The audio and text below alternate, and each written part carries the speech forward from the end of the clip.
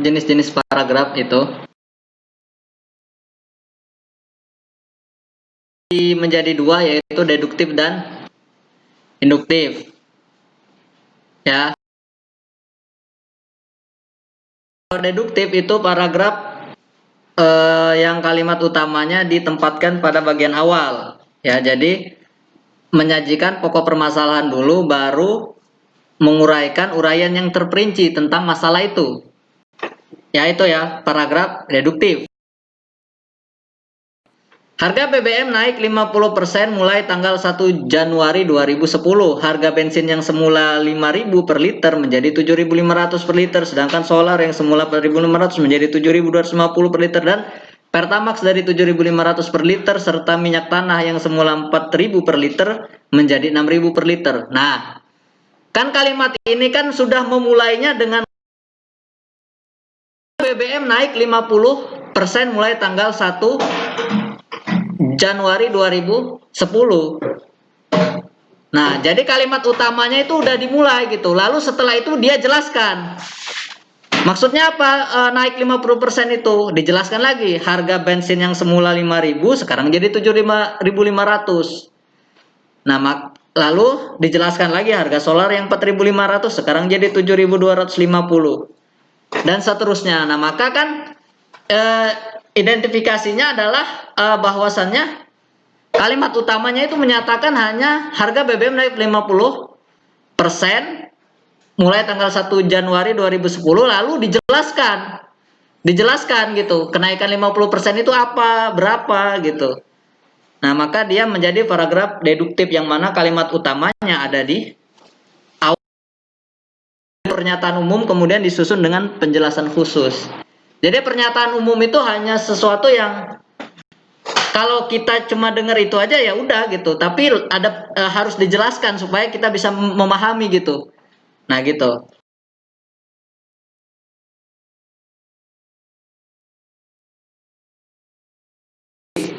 Nah, ini dikembangkan dari contoh-contoh ke hukum atau simpulan. Contoh kesimpulan. Jadi teks induktif itu dikembangkan dari sesuatu yang khusus, lalu lebih spesifik menjadi sesuatu kesimpulan yang bersifat umum atau lebih luas gitu.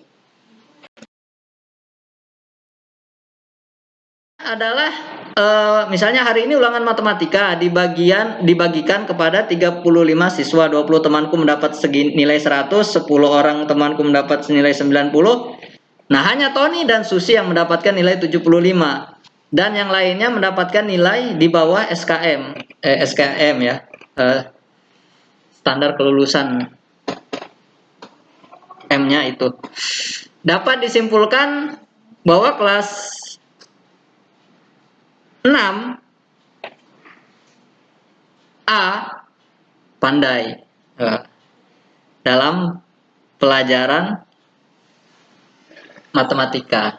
Nah, gitu. Jadi ada kata disimpulkan atau setelah menyatakan sesuatu yang khusus, kan khusus ya. Mendapatkan nilai 100 khusus, mendapat nilai 90 khusus. Tony dan Susi yang mendapat simpulan yang bersifat umum. Umumnya apa? Siswa kelas 6A pandai matematika. Nah, itu umumnya. Penjelasnya apa ya? Ada di atasnya, yaitu kenapa bisa menyatakan bahwa siswa kelas 6A itu pintar matematika atau pandai dalam matematika. Itu karena ulangan matematika dibagikan kepada 35 siswa, 20 orang siswa mendapat nilai 100.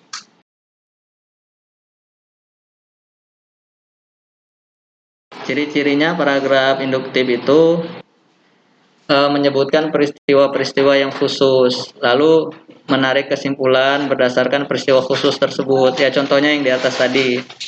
Kesimpulannya terdapat di akhir paragraf. Itu sebagai penampung dari sebagian kecil jalan pikiran atau ide pokok seluruh paragraf, memudahkan pemahaman jalan pikiran pengarang, mengarahkan pembaca dalam mengikuti alur, yaitu sebagai alat penyampaian pikiran, penanda pikiran baku mulai tentang kalimat utama. Kalimat utama adalah kalimat yang berisi pokok pikiran utama atau ide pokok utama yang menjadi dasar untuk mengembangkan paragraf. Jadi kalimat utama biasanya bersifat umum dan memuat keseluruhan isi dalam suatu paragraf. Jadi sifatnya itu umum, menyeluruh. Ciri-cirinya adalah kalimat utama mengandung suatu permasalahan yang bisa dikembangkan secara terperinci. Jadi itu suatu masalah. Kalimat masalah itu maksudnya pembahasan ya. Kalimat utama merupakan suatu kalimat yang utuh atau bisa berdiri sendiri tanpa adanya penghubung. Jadi dia walaupun tidak ada kalimat yang lain itu kita bisa pahami gitu. Atau kita bisa mengerti apa.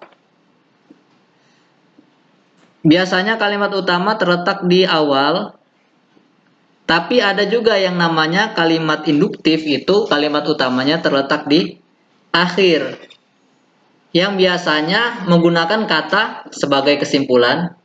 Jadi, sehingga dengan demikian, nah kalau ada kalian membaca suatu paragraf, ada kalimat itu di akhirnya, maka kalian bisa membuat kesimpulan bahwa kemungkinan besarnya kalimat utamanya akan ada di akhir.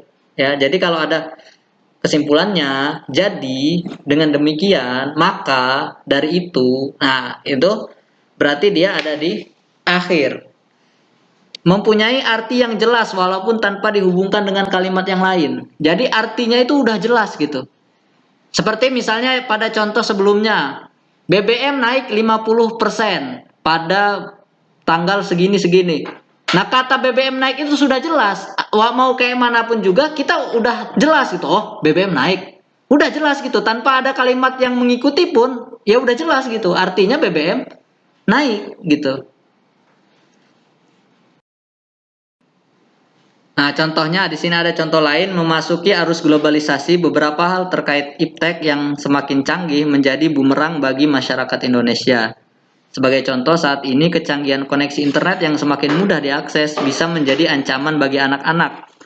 Wajib diwaspadai bagi para orang tua, khususnya hal tersebut dikarenakan mudahnya akses internet yang akhir-akhir ini sering disalahgunakan. Ada kalimat utama, maka ada kalimat penjelas ya. Kalimat penjelas merupakan uraian mengenai kalimat yang berisi penjelasan atau rincian kalimat utama pada suatu paragraf ya. Contoh pada paragraf yang sebelumnya itu kan menjelaskan soal tentang internet di era globalisasi. Lalu ke bawahnya itu menjelaskan tentang bahayanya, menjelaskan contoh-contoh yang terjadi di kehidupan dewasa ini atau saat ini sekarang itu. Jadi kalimat penjelas biasanya bersifat khusus sehingga kalimat tersebut harus menjelaskan secara detail mengenai apa yang sedang menjadi topik. Ya gitu. Jadi bersifatnya khusus. Cirinya kalimat penjelas bersifat khusus. Kalimat penjelas diletakkan setelah atau sebelum kalimat utama, yang maka menjadikan ada namanya paragraf induktif dan deduktif tadi adalah kalau misalnya diletakkan di awal kalimat penjelasnya, maka itu artinya induktif. Kalau kalimat penjelasnya setelah kalimat utama, maka disebut deduktif. Kalimat penjelas isinya berupa uraian-uraian pendukung, berupa contoh, data, fakta, dan opini gitu. Jadi misalnya tentang ada suatu hal gitu, misalnya tentang kebakaran, misalnya terjadi kebakaran di suatu ruko di kota X. Nah, baru di bawahnya dimunculkan penjelasan dan data-datanya, maka itu bawahnya kalimat penjelas dan atasnya adalah kalimat utama. Kalimat penjelas memerlukan kata-kata penghubung seperti bahkan, contohnya, terlebih lagi, misalnya, contohnya. Nah, jadi perlu ada penghubungnya gitu. Kalau nggak ada, dia jadi tidak bisa menjelaskan apa yang ada di kalimat utamanya atau maksud dari paragraf itu dibuat gitu. Nah, jadi penghubung agar suatu paragraf menjadi coherence. Coherence itu atau berhubungan atau berkesinambungan antar kalimat yang lain. Contoh kalimat bersosialisasi menjadi seseorang peka pada reaksi sosial dan segala peristiwa di sekitarnya. Nah, lalu dilanjutkan dengan penghubung dengan sosialisasi, setiap orang dapat memperoleh penjelasan mengenai hal yang tidak diketahui sebelumnya. Pada berbagai situasi, nah, dijelaskan lagi, pada berbagai situasi sosialisasi antara individu pasti dilakukan. Misalnya, nah itu kan dihubung-hubungkan terus kan. Misalnya pada acara seminar yang berlangsung antara perusahaan, sosialisasi dengan menambah jaringan pertemanan yang bisa saja saling menguntungkan. Nah, jadi cukup banyak manfaat yang diperoleh dengan menjalin sosialisasi antara sesama.